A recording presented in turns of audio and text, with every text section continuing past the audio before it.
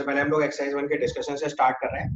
Question number 8 सबसे पहले आपने पूछा. It's given a fuel cell develops the electrical potential from the combustion of butane 1 bar 298 kelvin. Delta G given है, E not निकालना है. तो आपको रिलेशन सिखाया था, delta G not equal to minus n F E nought लिखेंगे. अब equation से आपको n निकालना है, so that you can calculate with number of electron exchange per mole. अगर आप वो डेटा अप्लाई करोगे तो आपकी सीधी इक्वेशन बन जाएगी. तो आप चाहे तो कार्बन के लिए लिख लो, चाहे तो ऑक्सीजन के लिए लिख लो, जो आपके लिए कन्वीनियंटली बने. So you can write 13/2 O2 gives 4 CO2 5 water. इसमें देखो ऑक्सीजन के ऑक्सीजन स्टेट कैलकुलेट करना आसान है. 0 से -2 में जा रहा है, तो ऑक्सीजन का ऑक्सीडेशन नंबर 0 to -2 चेंज हो रहा है 2 यूनिट, और टोटल ऑक्सीजन आपके पास कितनी है 13. So number of electron exchange will be 13 into 2, this is 26. इसके बाद आपको E निकालना है, तो E नॉट की value minus delta G nought by NF निकालनी है. So this is minus and minus plus हो जाएगा 2746 into 10 to the power 3 divided by 26 into 96500 multiply करेंगे, इतना वोल्ट आपका आंसर हो जाएगा.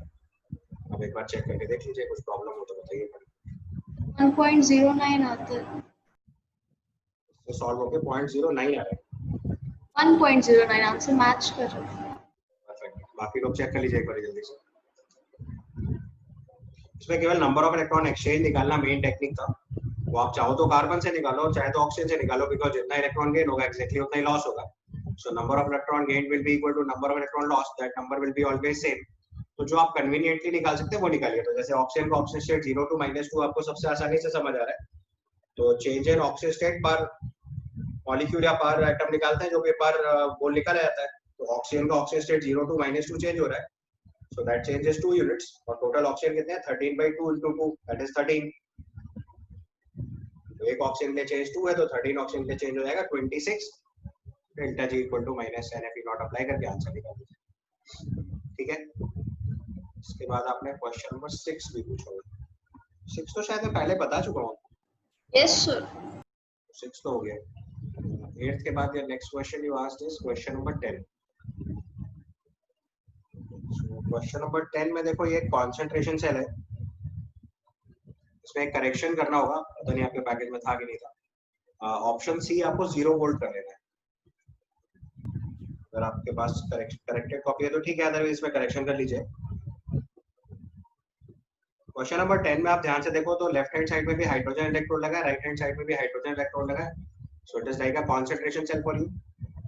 अगर मैं सेल को रिप्रेजेंट करूं तो platinum, hydrogen gases, H+ aqueous, फिर H+ aqueous, hydrogen gases, platinum solid. ये इक्वेशन है आपके पास. ठीक है, इक्वेशन समझ आ रही पहले. तो आप देखो लेफ्ट हैंड साइड वाले इलेक्ट्रोड में प्रेशर का हाइड्रोजन का दे रखा है 1 बार, राइट हैंड साइड वाले इलेक्ट्रोड में प्रेशर दे रखा है 100 बार. ठीक है. कॉन्सेंट्रेशन चेक करोगे तो जो लेफ्ट हैंड साइड का इलेक्ट्रोड है उसमें Ha और Na का कॉम्बिनेशन दे रखा है. तो Ha is weak acid and Na is salt with a strong base. तो Ha और Na का कॉम्बिनेशन क्या बनाएगा? Acidic buffer. Weak acid and salt with strong base is acidic buffer. तो अगर इसके pH का फॉर्मूला लिखोगे तो pH is equal to pK plus log of concentration of salt by acid. Formula apply करेंगे. So both the concentrations are given to you same. That's why pH is equal to pK directly. अब देखो Na और Ha का sorry concentration Ha का 0.1 दे रखा है और Na 1 दे रखा है, तो वैल्यू पुट करो इससे. तो इससे आप सबसे पहले pH निकालो इस सॉल्यूशन का. So pH will come out to be pK दे रखा है आपको 4 plus log of concentration of salt is given to you 1 m और Ha is 0.1 m. So this comes out to be 5. यही काम राइट साइड के लिए solve करोगे तो अगर 5 आ गया, इसका मतलब ये वाली H+ कॉन्सेंट्रेशन 10 पावर -5 m पता चल गया आपको. अब यही चीज राइट साइड वाले इलेक्ट्रोड के लिए सॉल्व कर लो. राइट हैंड साइड इलेक्ट्रोड में भी देखो कैथोड और एनोड दोनों सॉरी Ha और Na का कॉम्बिनेशन है. फिर से बफर सॉल्यूशन है. बफर सॉल्यूशन है तो फिर से pH का फॉर्मूला अप्लाई कर दो. तो राइट साइड वाले के लिए pH का फॉर्मूला करेंगे तो इस 5 प्लस log ऑफ एसिड और सॉल्ट की कॉन्सेंट्रेशन सेम दे रखी है, तो ये 4 आ जाएगा. अगर ये 4 आ जाएगा तो राइट हैंड साइड वाले इलेक्ट्रोड पे H+ concentration 10 to the power -4 है. अब ध्यान से पूरा सेल देख लो, ये आपका एक कॉन्सेंट्रेशन सेल दिया हुआ है जिसका आपको EMF लिखना है. Once we apply EMF, so it is E cell equal to E naught cell is 0 minus 0.0591 by 2 log of Q. So log of Q लिखेंगे तो it is 10 power minus 5 square into 100 divided by 10 to the power minus 4 square into 1. इसको solve करके देख लीजिए आप कहाँ से match करना चाहिए.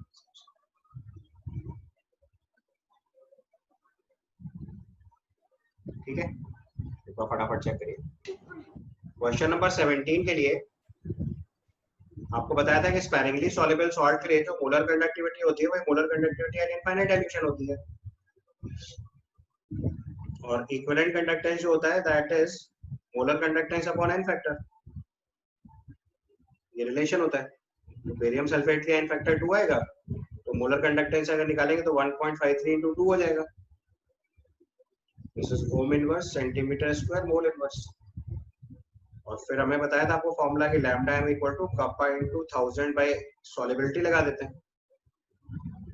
यहाँ से सॉल्व करके पहले सॉल्युबिलिटी निकालिएगा, मोल्स पर लीटर में यूनिट में आंसर आएगा. So that 1.53 into 2 upon 1000 into kappa which is 3.06 into 10 to the power minus 6. Solubility आ गई आपकी मोल्स पर लीटर में, और बाद में 10 to the power minus 3 आएगी answer solubility. So Ksp is equal to S square. इसको solve करिए, देखिए इससे आंसर मैच करेगा. Ksp equal to S square put करना है बस बेरियम सल्फेट के लिए.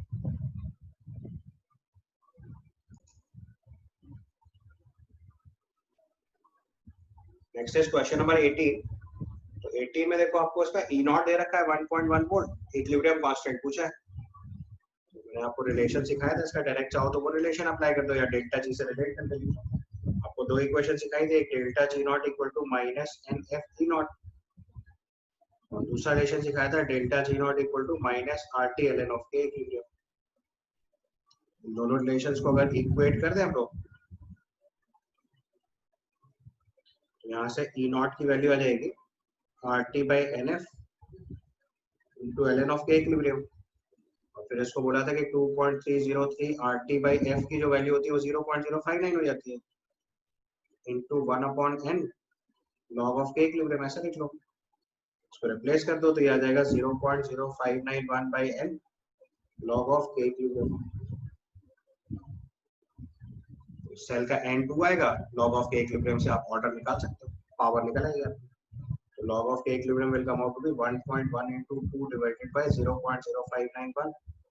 ये वैल्यू निकालो तो इससे टेंटेटिव पावर निकल आएगी. सॉल्व करिए एक बार वैल्यू.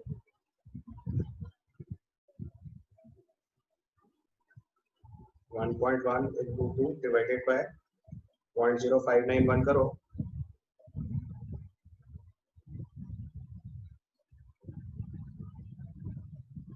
approximately 10 power 37 का ऑर्डर आएगा.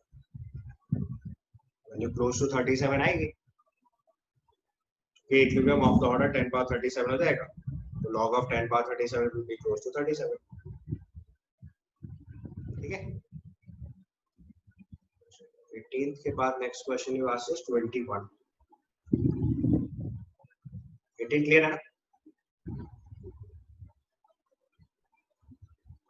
Yes sir. इसके बाद क्वेश्चन नंबर 21.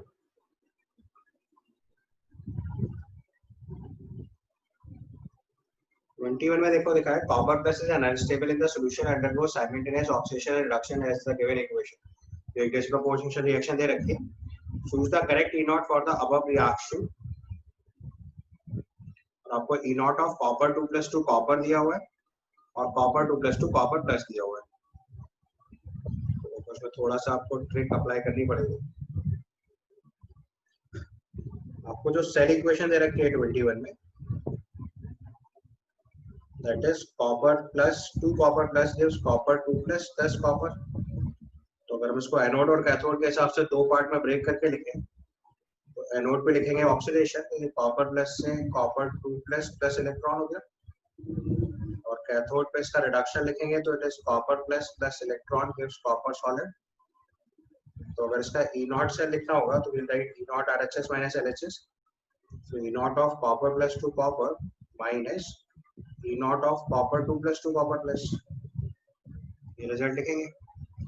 अभी क्वेश्चन में ध्यान से देखो, तुम्हारे पास एक डेटा है और एक डेटा नहीं है। अब दूसरा डेटा निकालने के लिए आपको क्या करना पड़ेगा, कॉपर का रिडक्शन लिख के देखो। So copper 2 plus electron gives copper plus electron gives copper, और इन दोनों को ऐड करके लिखें तो copper 2 plus 2 electron gives copper solid। तो देखो copper 2 plus से copper plus बनाने की वैल्यू दे रखी है, तो it is minus f into 0.15।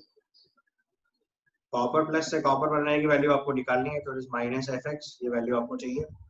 और कॉपर 2 प्लस से कॉपर बनाने के लिए फिर वैल्यू दे रखी है, so it is minus 2f into 0.34।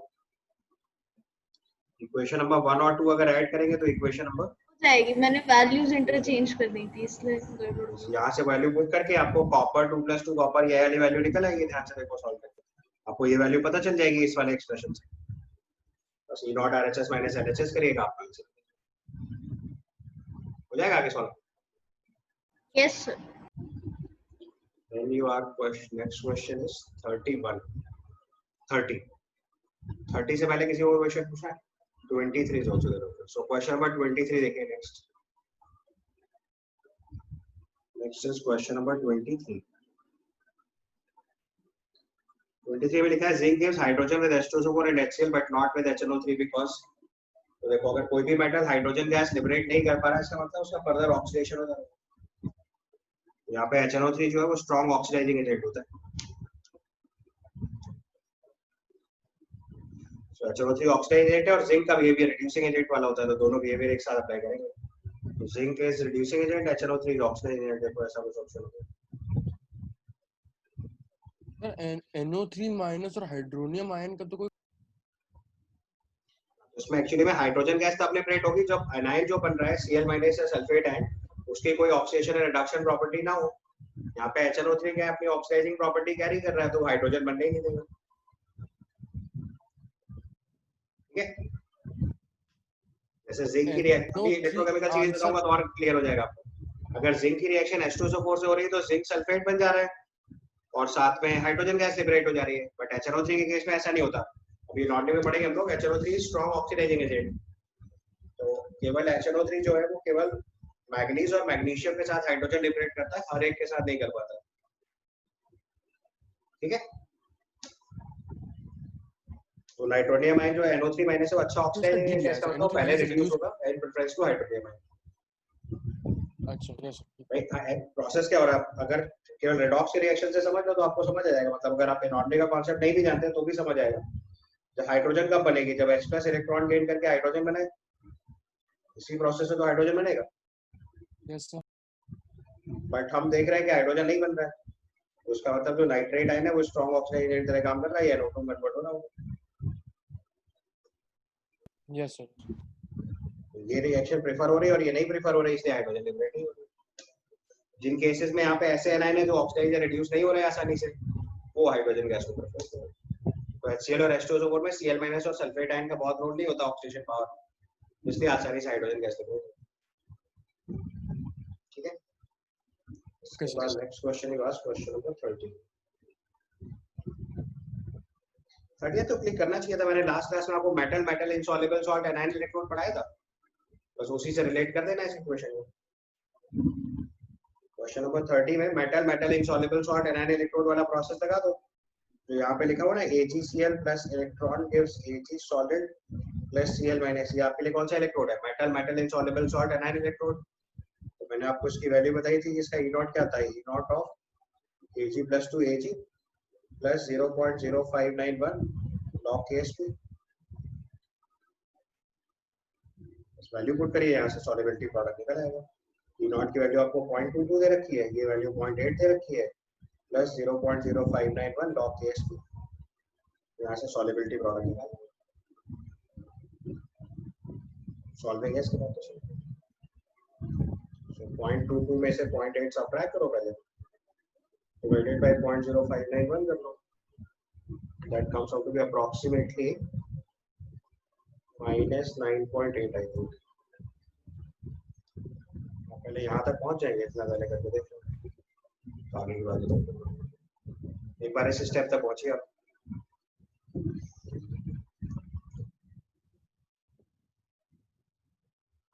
यहाँ तक कोई कंफर्म करो, तब तक मैं आपको आगे की बात बताऊँ। यस ये सही लिखा है ना? अगर ये सही लिखा है तो फिर इस पे एंटी लॉग अप्लाई करना है, तो आप जानते हो माइनस नंबर पे एंटी लॉग नहीं लगा सकते, so we must write it as -10 plus 0.2 is equal to log over KSP। -10 तो log of 10 to the power -10 हो गया, और 0.2 जो है वो एक लॉग जो है लिखेंगे वो नंबर लेस देन 2 होना चाहिए।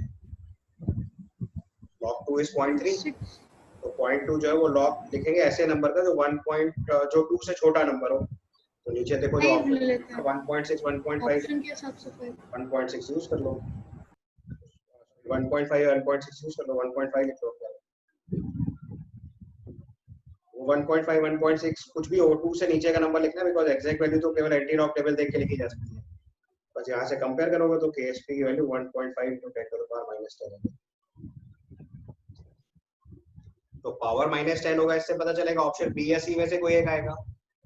और एंटी लॉग 0.2 का निकालना है, तो लॉग 2 जो होता है वो 0.3 होता है, तो अगर 0.2 का एंटी लॉग निकालेंगे तो number will come out to be less than 2, इसलिए 3.2 नहीं लिख सकते।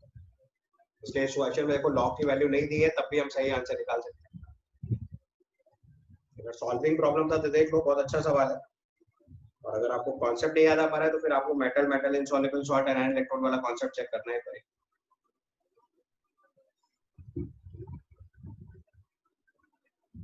ठीक है, next question you asked is question number 31। 30 लिखा, on the basis of information available in the reaction, the minimum EF required to carry out the electrolysis of Al2O3. तो minimum EMF का मतलब delta G equal to minus NF से लिख दो, वो सीएस number of electron exchange निकालना है बस इस क्वेश्चन में। क्वेश्चन नंबर 31 में हमारे पास इक्वेशन है 4/3 AF plus O2 gives 2/3 Al2O3। यहाँ भी देखो सेम प्रोसीजर है, जिससे आप आसानी से निकाल पाओ उससे निकाल लो, चाहे ऑक्सीजन से निकालो चाहे एल्यूमिनियम से निकालो। तो अगर एल्यूमिनियम से कैलकुलेट कर रहे हैं तो ऑक्सीजन स्टेट 0 to +3 यानी +3 इंक्रीज हो रहा है, और टोटल एल्यूमिनियम कितना है 4/3 मोल, यहाँ से n की वैल्यू 4 आ जाएगी। ऑक्सीजन से यही चीज चेक करोगे तो -2 to 0 है, 2 इलेक्ट्रॉन, और 2 ऑक्सीजन के लिए 4 आ जाएगा।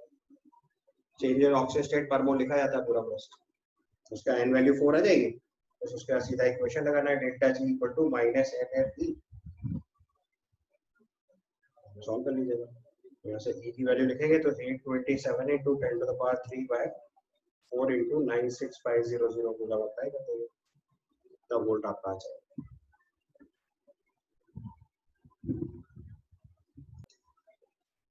Next question you asked is question number 26, एक बार उसको भी चेक कर लो। क्वेश्चन नंबर 26 में देखो सेल इक्वेशन लिख के रखी है, zinc solid plus Cl2 gases which is 1 at atmospheric pressure gives Zn2 plus 2Cl minus। उसके लिए अगर नंबर ऑफ इलेक्ट्रॉन एक्सचेंज लिखेंगे तो 2 आएगा, और Q की वैल्यू लिखेंगे तो it is Zn2 plus concentration into Cl minus square upon partial pressure of Cl2 which is given to you 1। ये वैल्यू बचेगी Zn2 plus into Cl minus square।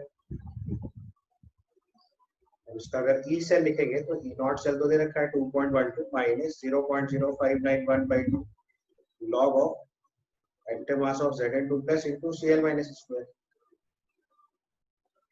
अब क्वेश्चन में पूछा है E सेल इंक्रीज कराना है, अगर E सेल इंक्रीज कराना है इसका मतलब जो नेगेटिव वाली वैल्यू वो डिक्रीज करानी है, और नेगेटिव वाली वैल्यू डिक्रीज करानी है इसका मतलब लॉग वैल्यू डिक्रीज करानी है।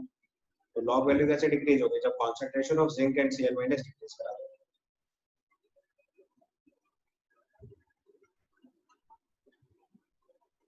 Zn2 प्लस कॉन्सेंट्रेशन डिक्रीज करोगे, या जैसे पार्शियल प्रेशर ऑफ Cl2 भी पूछा गया है, तो इसी में आप चाहो तो नीचे पार्शियल प्रेशर ऑफ Cl2 भी लिख दो। तो पार्शियल प्रेशर ऑफ Cl2 अगर तो क्वेश्चन में पार्शियल प्रेशर ऑफ Cl2 180 भी दे रखा है डायरेक्टली, अगर Zn2 प्लस कॉन्सेंट्रेशन आप डिक्रीज कराएंगे तो उससे नेगेटिव वाली वैल्यू जो है वो कम हो जाएगी, तो ई सेल वैल्यू इंक्रीज कर देगी। ठीक है, सिंपल लॉजिक लगाएंगे यहाँ पे Zn2 प्लस कॉन्सेंट्रेशन और Cl माइनस कॉन्सेंट्रेशन अगर डिक्रीज करेगी तो उससे E cell value.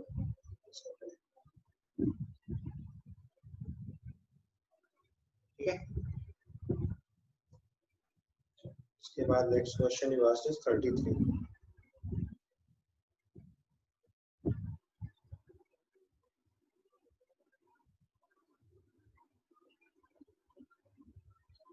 Third question लिखा है standard action potential for the half cell equation are given this which is strongest reducing agent.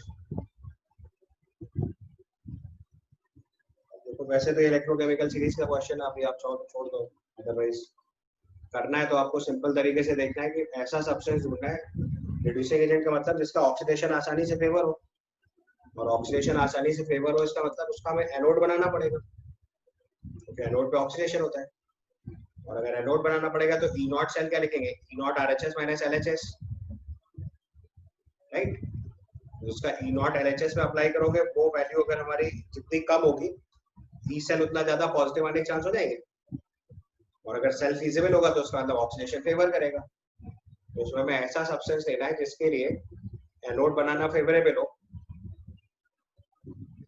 Anode बनाना देखो जिंक के लिए फेवरेबल है और Cr3+ के लिए फेवरेबल है, क्योंकि ई नॉट आरएचएस माइनस एलएचएस करोगे तो माइनस और माइनस प्लस हो जाएगा, तो वैल्यू एकदम से सिग्निफिकेंटली इंक्रीज करेगी। यहाँ तक क्लियर। अब रिड्यूसिंग एजेंट वो सब्सटेंस होता है जिसका अपना ऑक्सीडेशन हो रहा होता है, तो रिड्यूसिंग एजेंट या तो जिंक को लिखेंगे या क्रोमियम को लिखेंगे। तो किसकी वैल्यू हायर लिखी है, किसके लिए वैल्यू ज्यादा दे रखी है, तो -6.2 दे रखा है, तो जिंक बेटर रिड्यूसिंग एजेंट। ये समझ गए तो अच्छी बात है, अदरवाइज इलेक्ट्रोकेमिकल सीरीज में भी एक बार और बताऊंगा। पॉइंट ये है 33 क्वेश्चन को अगर मुझे इलैबोरेट करके लिखना है, अदरवाइज ये तो फैक्चुअल क्वेश्चन है सीधे सीधे। 33rd क्वेश्चन में आपको देखो क्या करना है कि आपका जब भी ई नॉट सेल लिखते हैं हम लोग तो E not RHS minus E not LHS लिखा जाता है। इन सारी जगहों पे आपको पता है स्टैंडर्ड रिडक्शन पोटेंशियल ही लिखते हैं, तो आप देखो इक्वेशन में जितने भी वैल्यूज लिखी सब स्टैंडर्ड रिडक्शन पोटेंशियल है। तो जिसका स्टैंडर्ड रिडक्शन पोटेंशियल नेगेटिव होगा उसके लिए ई नॉट सेल की वैल्यू ज्यादा होने के चांसेस बढ़ जाएंगे। ये मिनिमम वैल्यू जहाँ पे आएगी वहां पे ई नॉट सेल मैक्सिमम हो जाएगा,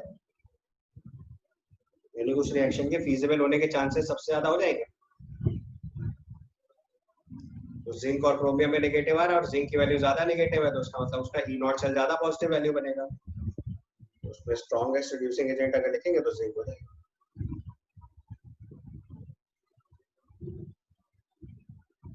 समझ आया कॉन्सेप्ट?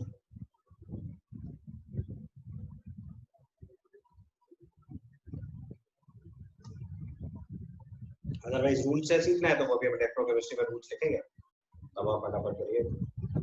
अगर लर्न करना है तो इलेक्ट्रोकेमिस्ट्री के टाइम पर रूल्स बताऊंगा, उससे लर्न करना है। और अगर सॉल्विंग करनी है तो मैंने आपको कॉन्सेप्ट बताया सॉल्व कैसे करना है। ठीक है, okay. Next you ask question number 34 theoretical question है, भी छोड़ दीजिए। लेट स्टोरेज बैटरी अभी बताऊंगा आपको। थ्योरेटिकल क्वेश्चन है एनसीईआरटी बेस्ड, इसमें सल्फ्यूरिक एसिड कैल्शियम होता है बेसिकली, अगर आंसर समझना है तो। अदरवाइज अभी सेल्स एंड बैटरीज बताऊंगा, एनसीईआरटी में सारे दे रखे हैं, वो मैं लास्ट में लर्न करता हूं। बोर्ड बेस्ड क्वेश्चंस होते हैं, मेंस में भी कभी-कभी ऐसे सवाल आते हैं तो उनको ठीक से समझ लेना। 34 अभी छोड़ दीजिए। 34 के बाद next question you asked is 44 directly. 44 से पहले 39 इज आल्सो। 39 से पहले तो किसी को क्वेश्चन नहीं पूछा है। Next question you asked is 39। 39 लिखा है saturated solution of KNO3 is used as a salt bridge. तो आपको बताया था सॉल्ट ब्रिज में हम ऐसा सब्सटेंस सिलेक्ट करते हैं इसमें कैटायन और एनायन की मोबिलिटी ऑलमोस्ट सेम हो। ओवर वोल्टेज की प्रॉब्लम ना है, मतलब इलेक्ट्रिकल न्यूट्रलिटी दोनों हाफ में साइमल्टेनियसली अचीव हो जाए, उसके लिए हम लोग क्या टर्म यूज करते हैं कि ionic mobility of cation and anion must be same.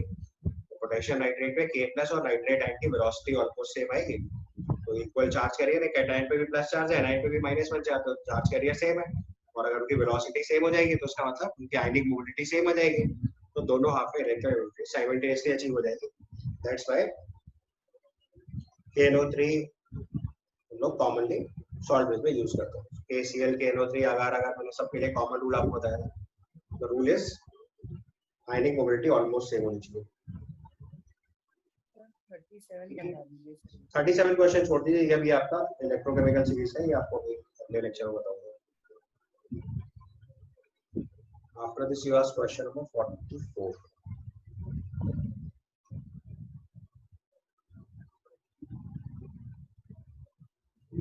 This question you asked is question number 44.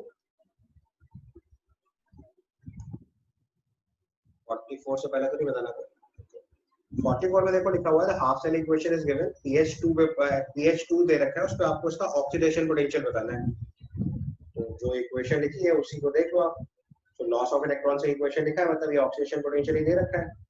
तो उसका अगर ई सेल लिखना है तो ई नॉट सेल लिखना है.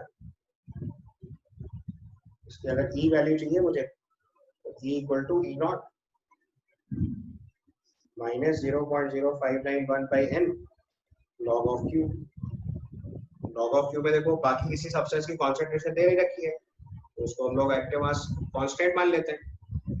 केवल एक्टिव मास इसका चेंज करा रहे हैं H प्लस का. H प्लस कॉन्सेंट्रेशन क्यू की जगह हम लोग केवल H प्लस कॉन्सेंट्रेशन स्क्वायर लिखते हैं. अपने को pH2 दे रखा है. इसका मतलब H plus concentration 10 to the power minus 2 हो जाएगी. तो उसको एक्सप्रेशन पुट करिए आपका आंसर आ जाएगा. सब्स्टिट्यूट दिस वैल्यू तो आपका आ जाएगा E equal to E nought value is 1.3 minus 0.0591 by 2 log of 10 to the power minus 2. Please एक बार ये और बता दीजिए कि H प्लस की कंसंट्रेशन. क्या बोल रहे फिर से बोला ना. ये एक और बता दीजिए केवल H प्लस की कंसंट्रेशन क्यों नहीं क्यू में. बाकियों की चेंज नहीं हो रही होगी क्योंकि अगर बाकी चेंज हो रही होती तो क्वेश्चन में गिवन होती. जिन सब्सटेंसेस की कंसंट्रेशन का आइडिया नहीं है उनको कांस्टेंट मान लेते हैं या वो pure solid pure liquid category होगी.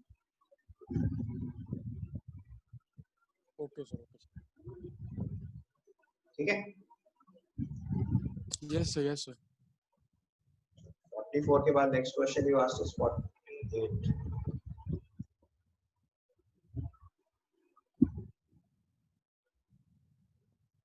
also 42 क्वेश्चन और देखो ऊपर. क्वेश्चन नंबर 42 में लिखा है for the cell TL plus copper 2 plus copper the EMF is this which can be increased by. फिर से वही सेम लॉजिक लिखना है. पहले इक्वेशन लिखो TL से TL plus ये ऑक्सीडेशन हुआ और copper 2 plus 2 electron gives copper solid ये रिडक्शन हुआ. इसको 2 से मल्टीप्लाई करके ऐड कर दो तो फाइनल इक्वेशन आ जाएगी 2TL plus copper 2 plus gives copper solid plus TL plus 2TL plus.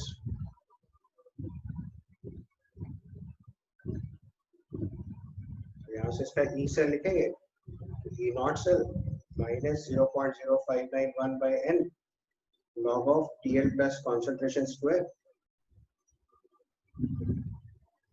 on copper 2 plus concentration. अगर आपको EMF of the cell increase करना है तो नेगेटिव वाली वैल्यू डिक्रीज करानी पड़ेगी. नेगेटिव वाली वैल्यू डिक्रीज करनी है तो TL कॉन्सेंट्रेशन डिक्रीज कराओ और कॉपर प्लस कॉन्सेंट्रेशन इंक्रीज कराओ.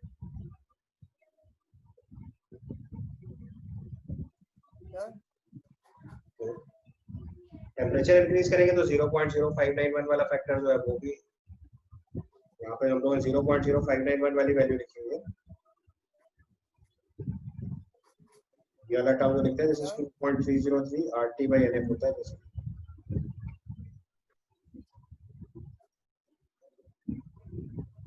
अगर टेम्परेचर इंक्रीज करेंगे तो नेगेटिव वैल्यू इंक्रीज करेगी तो ई सेल डिक्रीज ही करेगा. ठीक है. तो concentration of TL plus decrease करने से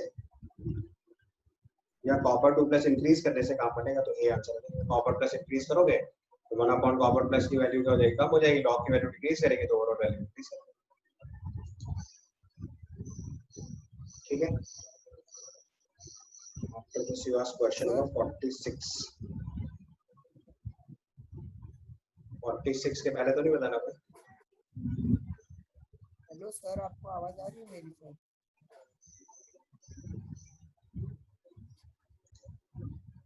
पहले एक्सप्रेशन लिखो Fe2 plus Ce4 plus Fe3 plus Ce3 plus E nought cell निकालो, E nought RHS minus LHS करके, और फिर E nought cell equal to 0.059 by 1 by n log of K equilibrium apply करके equilibrium constant निकालो।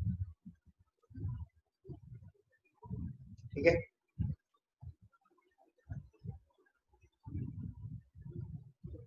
उसके बाद next question you asked is question number 48।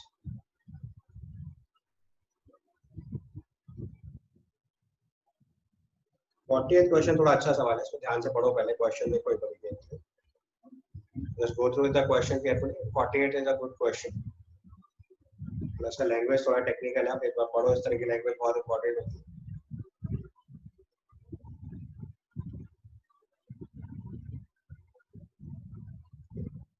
48 question लिखा है, solution containing 0.9 m Hg22 plus iron and Ag plus of unknown concentration. The concentration of Ag plus at which both the metals can be co-deposited. थोड़ा misprint है, space गलत जगह पे, it must be co-deposited. सही कर लो इसको, it must be co-deposited. Co-deposited का मतलब हुआ दोनों एक साथ डिपॉजिट होंगे, लेकिन आप जानते हो मेटल तो एक ही डिपॉजिट हो सकता है क्योंकि एक का रिडक्शन होगा और एक का ऑक्सीडेशन होगा, बट हम चाहते हैं कि दोनों मेटल एक साथ डिपॉजिट हो जाए। ऐसा केवल तभी पॉसिबल है जब जो ऑक्सीडेशन रिडक्शन वाली इक्वेशन है उसमें इक्विलिब्रियम एस्टैब्लिश हो जाए। तो एक डायरेक्शन में एक सब्सटेंस रिड्यूस होगा, दूसरे डायरेक्शन में दूसरा सब्सटेंस रिड्यूस होगा, तो अल्टीमेटली दोनों मेटल डिपॉजिट होना स्टार्ट हो जाएंगे। तो साइमल्टेनियस डिपोजिशन चाहिए, इसका मतलब उसका इक्विलिब्रियम स्टेट अचीव हो जाए। तो जिस रेट से मरकरी डिपॉजिट हो रहा होगा उसी रेट से सिल्वर डिपॉजिट होने लगेगा। तो आप कोई भी पहले एक इक्वेशन लिखो, तो Hg22 प्लस का ऑक्सीडेशन लिख देते हैं सपोज करो, सॉरी पहले इसका रिडक्शन लिखते हैं, तो it gives you mercury liquid, और सिल्वर के लिए लेट्स से ऑक्सीडेशन लिख देता हूं, तो Eg gives Ag plus plus electron. इस इक्वेशन को 2 से मल्टीप्लाई करके ऐड कर दो, हमारी इक्वेशन बन जाएगी Hg22 plus 2 silver solid gives 2 Ag plus aqueous plus mercury liquid। आप देखो अगर इस इक्वेशन में इक्विलिब्रियम अटेन हो जाए समहाउ, तो जब ये इक्वेशन फॉरवर्ड जाएगी तो मरकरी डिपॉजिट हो रहा होगा। अगर ये रिएक्शन फॉरवर्ड जाएगी तो मरकरी का डिपोजिशन होगा, और अगर ये रिएक्शन बैकवर्ड जाएगी तो सिल्वर डिपोजिशन हो रहा होगा। क्वेश्चन में बोला है को डिपॉजिटेड, मतलब दोनों एक साथ डिपोजिशन चाहिए, तो आप क्या करो, इक्विलिब्रियम स्टेट अचीव करा दो। तो अगर यहाँ पे इक्विलिब्रियम स्टेट अचीव हो जाएगी तो rate of forward reaction rate of backward reaction के इक्वल हो जाएगा, यानी rate of deposition of mercury will be equal to silver deposition, that state can be referred as co deposited. तो at equilibrium हमने equation लिखा, उसका E cell 0 कर देंगे, इस इक्वेशन का ई सेल एक्सप्रेशन लिख डालो, क्वेश्चन सॉल्व हो जाएगा। We write the expression E cell equal to E naught cell minus 0.0591 by n log of Ag plus concentration square upon Hg22 plus concentration। E naught cell में E naught RHS minus LHS करो,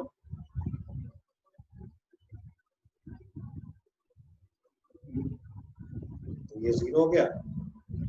उसमें देखो हमने mercury का reduction कराया है, silver का oxidation कराया है, तो E nought of Hg22 plus 2 mercury minus E nought of Ag plus 2 Ag, E nought RHS minus LHS हो गया, माइनस 0.0591 by 2 log ऑफ आपको कॉन्सेंट्रेशन ऑफ मरकरी दे रखी है, Ag प्लस पूछा गया, Ag plus square upon 0.9। Expression में देखो एक ही वेरिएबल बच रहा है Ag प्लस, उसको सॉल्व करके निकालना है। अगर आप चेक कर लीजिए पूरी कैलकुलेशन, कुछ डिफिकल्टी आती है तो मुझे बताइए। नेक्स्ट क्वेश्चन आपने मुझसे पूछा question number 51। This 51 is left hand side में देखो metal metal insoluble salt anion electrode लगा हुआ है, और राइट हैंड साइड में मेटल इलेक्ट्रोड लगाया हुआ है। तो मैंने लास्ट जो क्वेश्चन बनाया था इसकी सेल इक्वेशन लिखोगे, वही सेल इक्वेशन बनेगी जो मैंने लास्ट क्वेश्चन आपको सिखाया था लास्ट क्लास में। वो करना है तो पूरा सॉल्व करके देखो, कोई इसमें टेक्निकल बात नहीं है। कर लो, अच्छा सवाल है। क्वेश्चन नंबर 55 में देखो हमारे पास Ag solid, AgCl solid, KCl 0.05 m, AgNO3 और Ag सॉलिड दिया हुआ है। This concentration is 5 × 10⁻⁻5 m। तो आप ध्यान से देखो कि जो हमारा एनोड लगा हुआ है ये मेटल इनसॉल्युबल सॉल्ट कोणाले टाके पडले मम्मी एनायन इलेक्ट्रोड है। की कमीच तर पडले मग. जो कैथोड लगाया है वो सिंपल मेटल इलेक्ट्रोड है।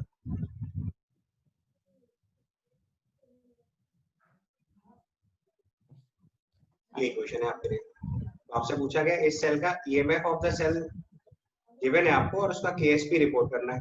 बबन फूक मारायले. ईएमएफ ऑफ द सेल और इससे आपको उसका केएसपी रिपोर्ट करना है। तो देखो इसकी सेल इक्वेशन लिखेंगे अगर आप तो नैने जोडी टाकून पहले सेल इक्वेशन लिखो इसकी। तो एनोड पे लिखेंगे ऑक्सीडेशन, तो एनोड पे ऑक्सीडेशन की वजह से लिखेंगे AgCl gives Ag solid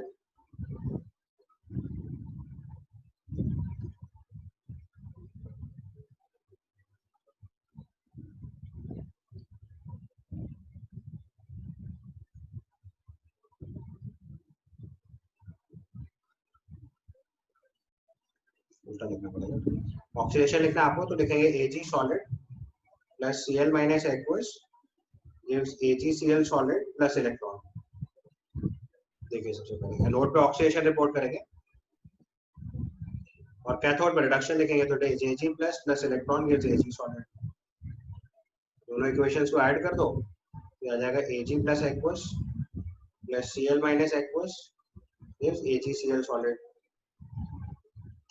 question के हिसाब से देखो जो हमारी कॉन्सेंट्रेशन है Ag प्लस की वो कैथोड से रेगुलेट हो रही 5 × 10⁻⁵ और Cl माइनस जो है वो एनोड से रेगुलेट हो रही 0.05।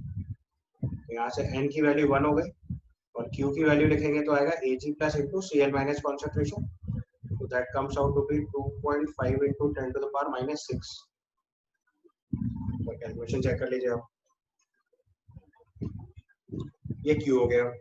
बस इसके बाद E cell equal to E nought cell minus expression लिखो E cell equal to E nought cell minus 0.0591 by n log of Q। वो E सेल दिया है, E नॉट सेल का एक्सप्रेशन लिखोगे तो उसमें KSP आ जाएगा। यहाँ से E सेल दिखा है 0.259, E नॉट सेल में लिखेंगे तो E nought RHS minus E not LHS।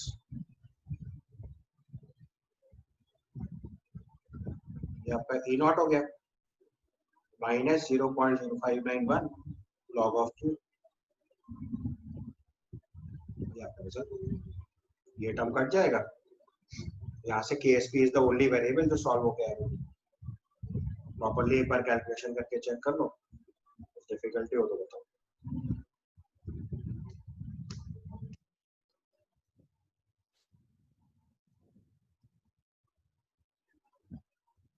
Check the calculation carefully, अगर कुछ प्रॉब्लम होगी तो बताना। प्रोसेस तो समझ गया ना। E nought RHS minus E not LHS करके E नॉट निकाला है पहले सेल को, और बाद में सिंपलीफाई करते हैं।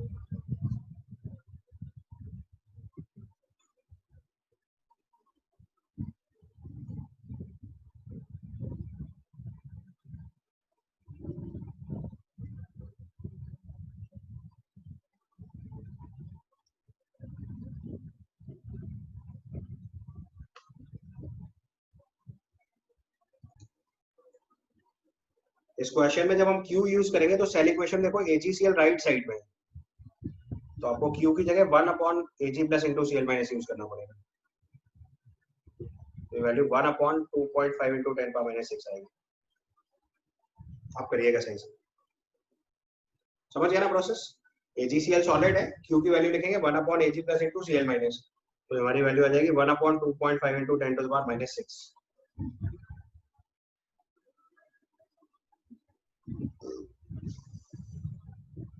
इसको फर्दर सॉल्व करोगे तो 0.2591 is equal to minus 0.0591 log of KSP upon 2 2.5 into 10 to the power minus 6 ये लिखना पड़ेगा।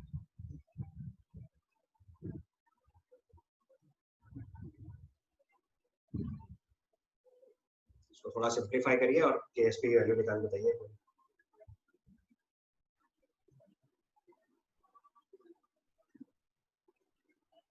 देखो हाँ, टिपिकल सवाल होते हैं इलेक्ट्रोकेमिस्ट्री के, फाइनल आंसर तक चेक करना होता है, बीच में सवाल मत छोड़िएगा, नहीं तो फिर बता पाना मुश्किल हो जाए किसी के लिए भी।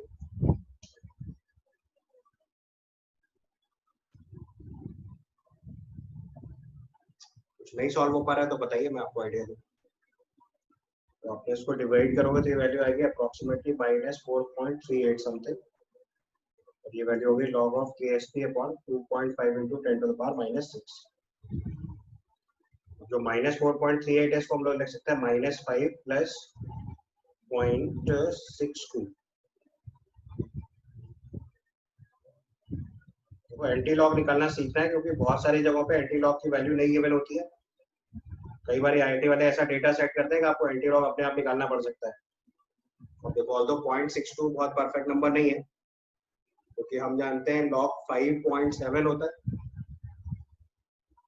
log 3.48 होता है,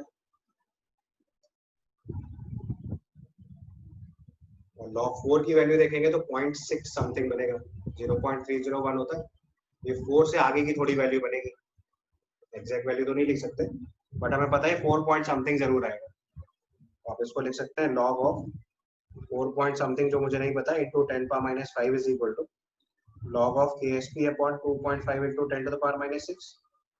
एंटी लॉग अप्लाई करो, लॉग खत्म, तो KSP की वैल्यू आ जाएगी 4 इंटू 2.5 इंटू 10, 4 पॉइंट समथिंग आएगा, मतलब 5 से नीचे ही होगा, 10 पावर -11।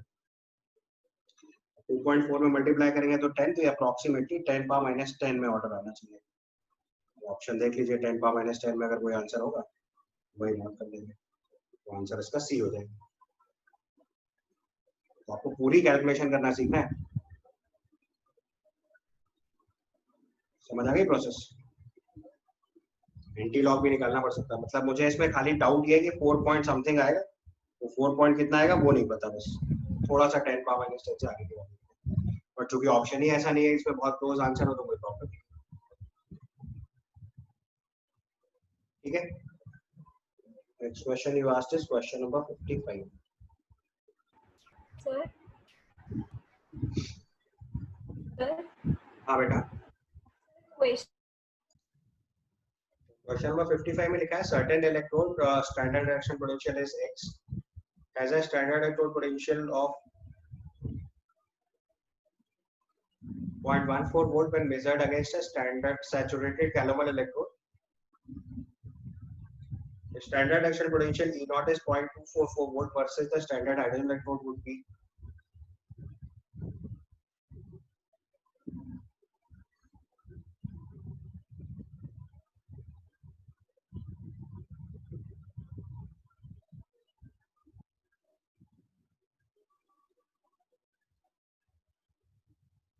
क्वेश्चन मिसप्रिंट है एक्चुअली।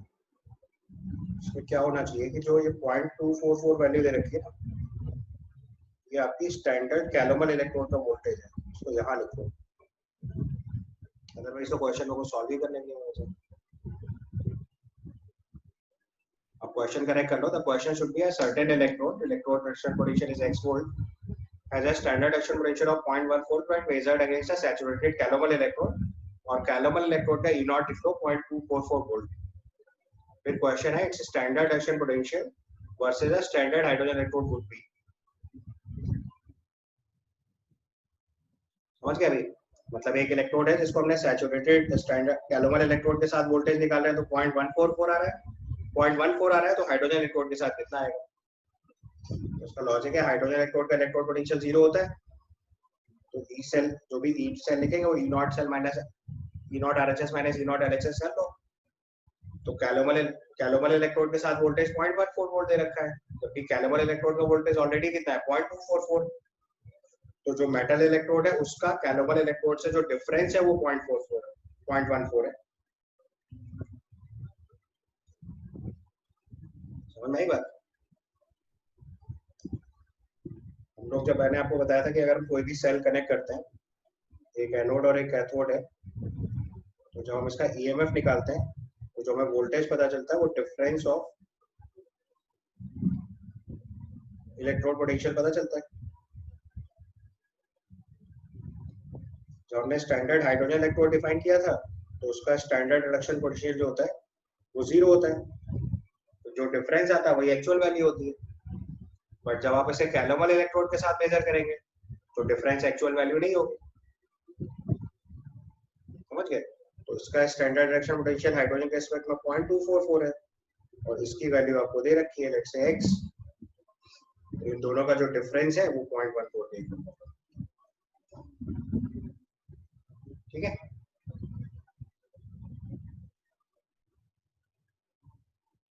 इसके बाद आपने पूछा 56।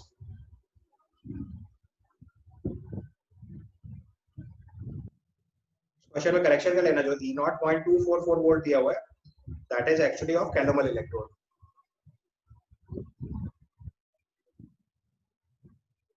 56 में लिखा है H plus concentration is decreased from 1m to 10 power minus 4m at 25 degrees Celsius for a couple MnO4 minus to Mn2 plus. The oxidizing power of MnO4 minus Mn2 plus couple decreases by, तो इसका पहले electrode equation लिखो, तो MnO4 minus से अगर हम Mn2 plus बनाएंगे तो 4H2O लिखो, इधर 8H प्लस लिख लो और 5 इलेक्ट्रॉन लिख दो।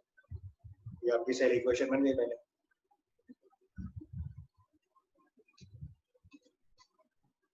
उसका E सेल लिखेंगे अगर तो आएगा E0 cell which is MnO4 minus 2 Mn2 plus minus 0.591 by n log of Mn2 plus concentration upon MnO4 minus concentration into H plus concentration power 8। ये वैल्यू है, एक बार H plus 1m पुट करो, एक बार 10 power minus 4m put करो, दोनों value की E cell निकाल के डिफरेंस निकाल।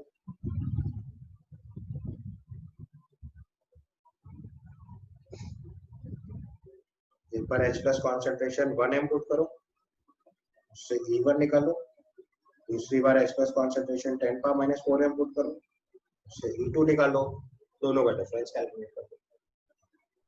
अब सॉल्व करके देखो एक बार प्रॉब्लम। यहाँ से E1 में वैल्यू पुट करिए, E2 की वैल्यू पुट करिए, दोनों वैल्यूज पुट करने के बाद आपके एक्सप्रेशन आएंगे। E2 माइनस E1 सॉल्व करो, जब E2 माइनस E1 सॉल्व करोगे तो वैल्यू आ जाएगी 0.0591/5 into 32। ये सॉल्व कर देंगे।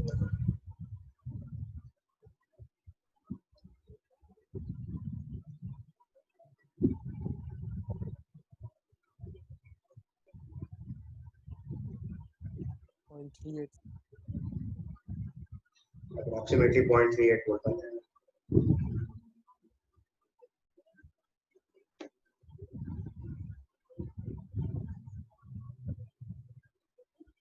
ठीक है, सॉल्विंग है सिंपल, आप एक बार चेक कर लो, दोनों इलेक्ट्रोड पोटेंशियल निकालो, एक बार H प्लस कॉन्सेंट्रेशन 1m के करस्पॉन्डिंग, एक बार H प्लस कॉन्सेंट्रेशन 10 का माइनस 4m के करस्पॉन्डिंग, दोनों का डिफरेंस निकालो।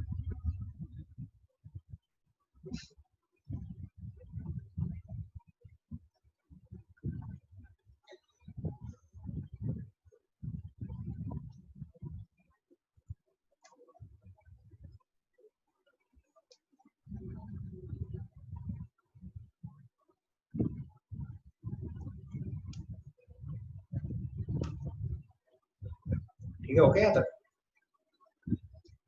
उसके बाद next question you asked is question number 60।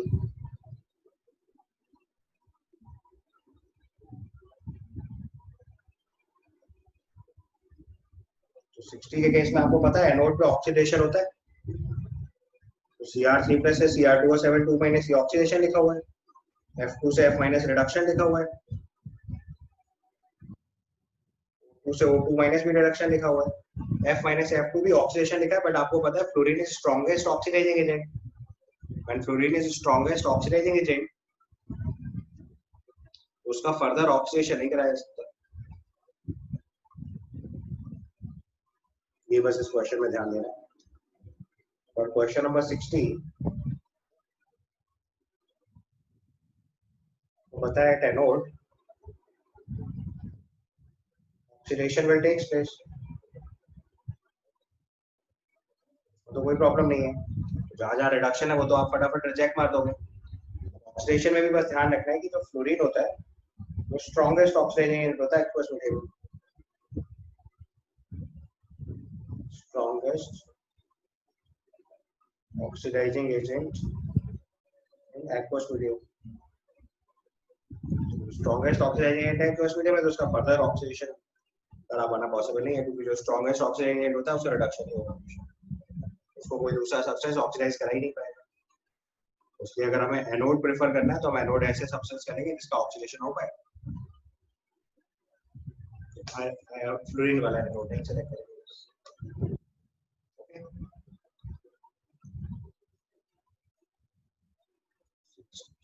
के बाद चलो नेक्स्ट वाला बता दें। Up to 60 we have done, इसके आगे का पोर्शन नेक्स्ट क्लास में बता दूंगा, ठीक है।